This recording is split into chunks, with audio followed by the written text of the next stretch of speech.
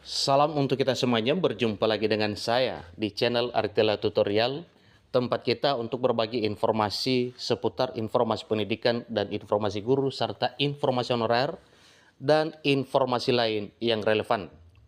Pada pertemuan ini, saya menyapa seluruh Bapak Ibu honorer setanah air yang selalu setia melaksanakan tugas tanpa mengenal lelah dalam melaksanakan kegiatan pelayanan publik di instansi pemerintah pusat, demikian dengan instansi pemerintah daerah.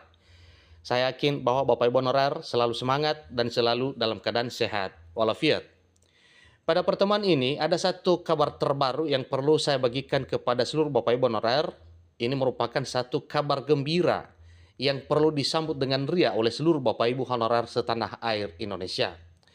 Kabar terbarunya Bapak Ibu yaitu tentang peraturan pemerintah mengenai manajemen aparatur sipil negara yang disebut dengan Peraturan Pemerintah Turunan Undang-Undang ASN 2023. Di sini disampaikan bahwa kabar terbaru tentang peraturan pemerintah mengenai manajemen ASN ternyata honorer dilibatkan. Alhamdulillah. Nah, Bapak Ibu, terkait dengan ini mari kita simak bersama. Kira-kira bagaimana honorer atau peranan honorer dalam hal ini ya sekitar peraturan pemerintah tentang manajemen ASN ini. Mari kita simak bersama sehingga ini menjadi satu kabar gembira. Tanpa basa-basi lagi, langsung saja pada informasinya. JPNN.com Pematang Siantar, Kementerian Penanggulangan Aparatur Negara dan Reformasi Birokrasi, Kemenpan RB, terus mengebut penyusunan rancangan peraturan pemerintah tentang manajemen aparatur sipil negara sebagai turunan Undang-Undang Nomor 20 Tahun 2023. Peraturan pemerintah tentang manajemen aparatur sipil negara itu yang nantinya akan mengatur segala hal teknis mengenai pengangkatan honorer menjadi pegawai pemerintah dengan perjanjian kerja atau ASN P3K. Termasuk kategorisasi jenis honorer untuk menentukan siapa saja non-ASN yang akan diangkat menjadi P3K penuh waktu dan yang mana akan dialihkan menjadi P3K part-time atau paruh waktu. Dalam keterangan resmi Humas Kementerian Penanggulangan Aparatur Negara dan Reformasi Birokrasi, Humas Kemenpan RB pada hari Rabu 29 November, dijelaskan bahwa kebijakan penataan non-ASN menjadi salah satu isu utama yang akan dituangkan dalam peraturan pemerintah tentang manajemen aparatur sipil negara. Untuk memperkaya perspektif dalam perumusan peraturan pemerintah tentang manajemen aparatur sipil negara sebagai aturan pelaksanaan ini, Kementerian Penanggulangan Aparatur Negara dan Reformasi Birokrasi, Kementerian Pan RB, turut meminta masukan dan usulan dari tenaga non-ASN atau honorer. Ini satu hal yang perlu disambut dengan ria oleh seluruh Bapak Ibu honorer karena di dalam perumusan ini juga diminta pendapat atau masukan dari kalangan honorer. Sungguh luar biasa kebijakan pemerintah dengan hal yang seperti ini.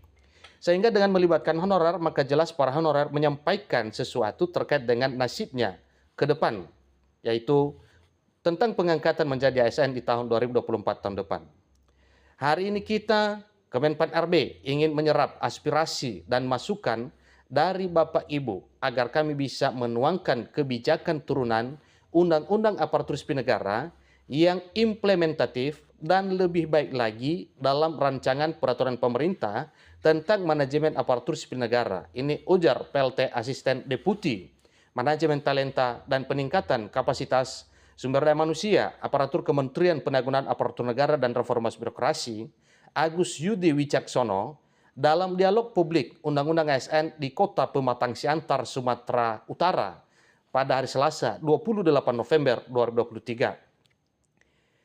Pada kesempatan tersebut, Yudi Wicaksono menyampaikan terdapat 7 agenda transformasi dalam Undang-Undang ASN, yaitu pertama, transformasi rekrutmen dan jabatan ASN. Yang kedua, kemudahan mobilitas talenta nasional.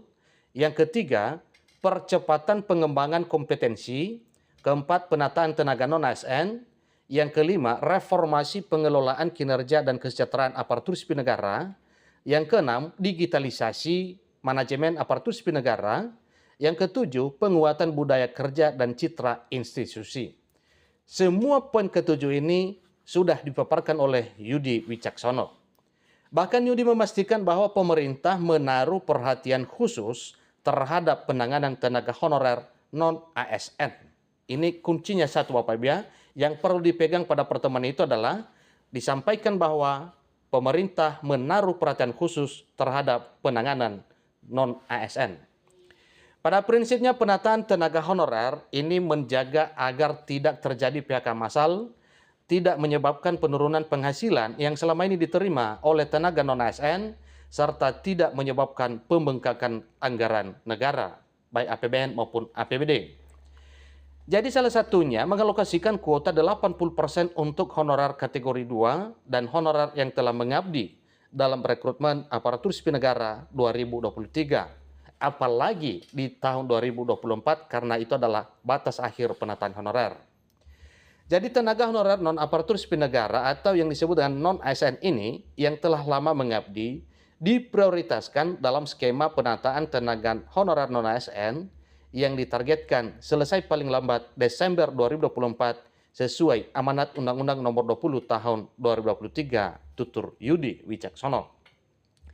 Tenaga non-ASN yang masuk dalam skema penataan tersebut juga akan dievaluasi kinerjanya sama dengan pegawai negeri sipil atau PNS.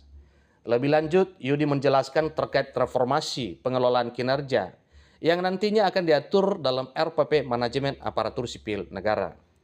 Jadi pengelolaan kinerja pegawai nantinya tidak hanya sekedar merencanakan di awal dan mengevaluasi di akhir, tetapi fokus pada bagaimana memenuhi ekspektasi kinerja yang didialogkan dengan pimpinan. Namun sejalan dengan itu, maka kinerja individu harus mendukung keberhasilan kinerja organisasi Imbuh Yudi. Lebih lanjut, pengelolaan kinerja pegawai nantinya tidak hanya sekadar menilai kinerja pegawai dalam arti performance appraisal, tetapi juga sebagai instrumen untuk mengembangkan kinerja pegawai, performance development. Pada kesempatan yang sama, Ketua Komisi 2 DPR RI Ahmad Doli Kurnia Tanjung mengatakan bahwa pemerintah dan Dewan Perwakilan Rakyat Republik Indonesia sepakat agar tidak ada PHK massal bagi tenaga honorer non-ASN. Doli menilai hal ini penting mengingat tenaga non-ASN atau honorer telah menjadi bagian dari mesin birokrasi yang andal dalam menyokong penyelenggaraan pelayanan publik selama ini.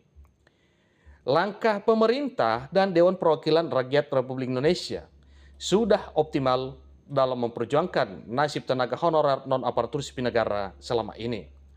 Jadi mohon kita bersama-sama untuk mengawal tersusunnya aturan pelaksanaan ini dalam arti semoga peraturan pemerintah yang segera akan terbit nantinya ini benar-benar sesuai dengan harapan. Ini kata Doli.